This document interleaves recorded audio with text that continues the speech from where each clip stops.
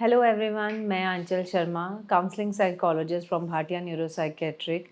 Today I am here to talk about a very important topic, self harm. आज की date में हम देख रहे हैं, जैसे हम क्लिनिकल सेटअप में जो हमारी रोज़ की प्रैक्टिस है, हम देख रहे हैं कि बहुत सारे बच्चे, बहुत सारे टीनेजर्स और एडल्ट्स इस प्रॉब्लम के साथ आ रहे हैं जिसे हम सेल्फ हार्म कहते हैं।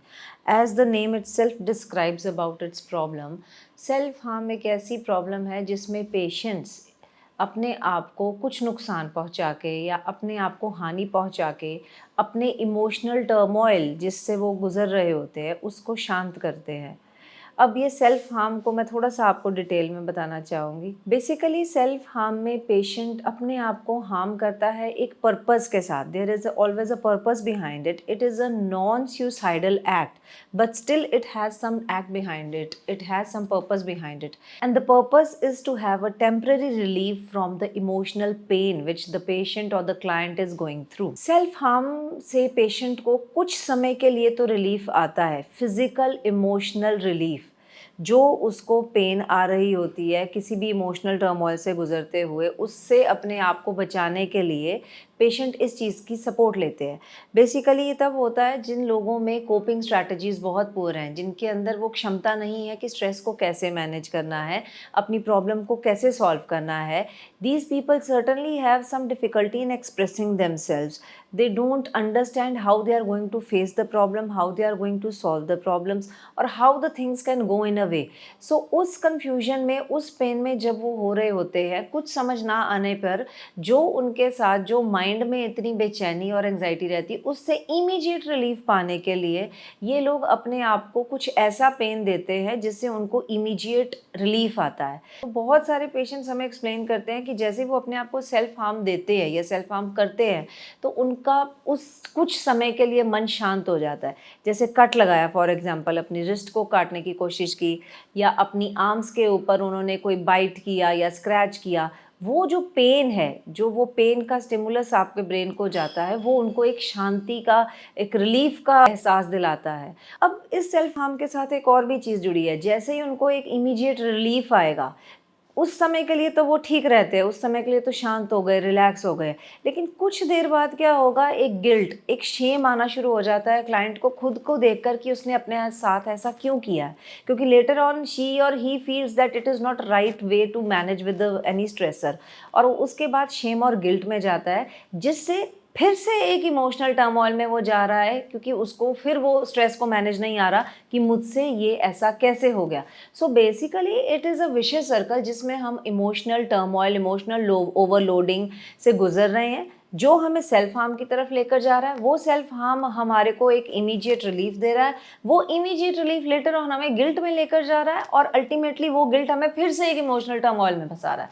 तो एक क्लाइंट अपने आप को उलझन में फंसाता ही जा रहा है और ज़्यादा दुविधाओं में फंसता जा रहा है, रादर देन अपनी प्रॉब्लम को सॉल्व करने के लिए। These type of clients come to us for help, क्योंकि वो समझ नहीं पाते हैं कि ऐसी सिचुएशंस में उनको कैसे डील करना है। उनके पास और कोई ऑप्शन ही नहीं बचती, उन्हें नहीं पता लगता है कि इतनी प्रॉब्लमैटिक सिचुएशन में, जो कि नॉर्मल लाइफ की प्रॉब्लमैटिक सिचुएशंस हैं, उनको कैसे मैनेज करें। The only solution what they find is to just cut their wrist और just put bruises on their arms, scratch their skin, और जस्ट आप कह सकते हो कि पिन, कोई शार्प ऑब्जेक्ट के साथ अपने बॉडी के ऊपर मार्क्स लगा लेना, कुछ एनग्रेव कर लेना, कुछ वर्ड्स एनग्रेव कर लेना, कुछ सिंबल एनग्रेव कर लेना, ताकि उनको वो पेन आए और वो इमीडिएट रिलीफ फील कर सकें। सेल्फ हार्म एक ऐसा सिम्टम है जो कि पाया ही उन लोगों में जाता है जिनकी कोपिंग मैकेनिज्म या कोपिंग स्किल्स वीक रहते हैं या अपग्रेडेड नहीं है। अपग्रेडेड इन सेंस कि आप सिचुएशन को मैनेज करने के लिए इक्विप्ड हो, क्या आप इतने प्रोएक्टिव हो, क्या आप इतने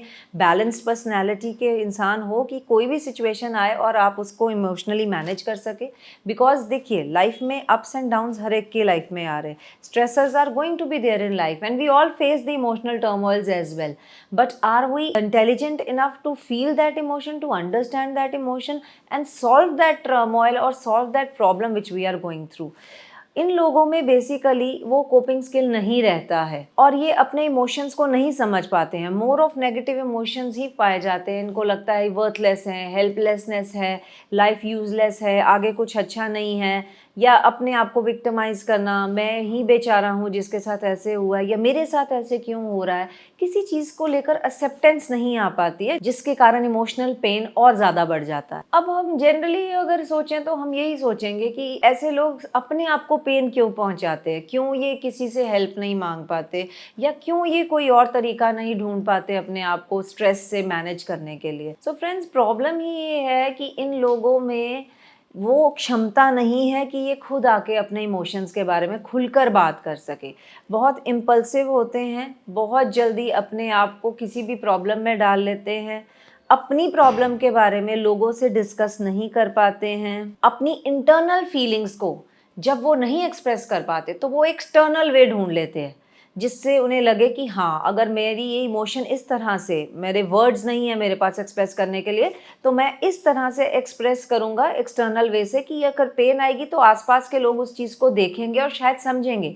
दैट इज़ नॉट इंटेंशनली कि they are just seeking attention of other people, but this is the way how they are expressing that they are in pain and they need help. और जब वो ऐसा करते हैं तो वो इसलिए करते हैं ताकि वो अपने आप को स्ट्रेसफुल सिचुएशन से इमीडिएट रिलीफ दे पाएँ, और जो पेनफुल इमोशन से वो गो थ्रू हो रहे हैं उससे वो सडनली अपने माइंड को डिस्ट्रैक्ट करे, क्योंकि जब पेन स्टिमुलस ब्रेन को जाता है तो ब्रेन ओवर एक्टिव हो जाएगा कि कुछ तो गलत हुआ है बॉडी के साथ। सो सडनली जब वो पेन जाएगा, इमीडिएट पेन स्टिमुलस जब ब्रेन को जाएगा, तो पेशेंट का ध्यान उस थॉट से, उस पेनफुल सिचुएशन से या उस पेनफुल एक्सपीरियंस से जो वो गो थ्रू हो रहा है, वो एकदम से डाइवर्ट होकर दूसरी प्रॉब्लम पे चला जाएगा। जैसे मैंने बोला है कि self harm is not a suicidal attempt, not an intentional suicidal attempt, but definitely we can't take it very lightly. It is a very serious issue which has to be talked about, and we need to address this issue as soon as possible. So being a parent, being a friend, being adequate to the person, आप लोगों का काम है कि इन चीज़ों को लेके vigilant रहें। Parents, be very very watchful for your kids. अगर कभी भी हमें लगे कि बच्चों के बहुत सारी चोटें बार बार लग रही हैं, या ज़्यादा फुल स्लीव्स के कपड़े बच्चे पहनना शुरू हो गए हैं, थोड़ा क्वाइट एंड अलूफ रह रहे हैं, या एक्सीडेंटल इश्यूज़ बहुत फ्रीक्वेंट हो रहे हैं, या कुछ ना कुछ शार्प ऑब्जेक्ट उनके रूम में ज़्यादा पड़े रहते हैं और वो अननेसेसरी यूजेज में हैं, थोड़े ऑब्जर्वेंट रहेंगे तो आप समझेंगे इन चीज़ों के बारे में। वो आपका काम है कि ध्यान रखें, और कभी भी आपको लगे कि ऐसा कुछ है जो थोड़ा अलार्मिंग है, तो definitely talk to some professional, because this is a very important and very sensitive issue which need to be talked about. अगर किसी इंसान से गलती से भी वो सेल्फ हार्म का अटेम्प्ट थोड़ा सा भी ज़्यादा हो जाए, it can turn into something really fatal, so we can't just ignore. And please understand, the client is not doing it deliberately. It is the process, it is the disease, it is the symptom, it is the brain which is making him do like that. So be kind and be helpful towards the other people, and do address about and do educate others about this problem. Thank you so much.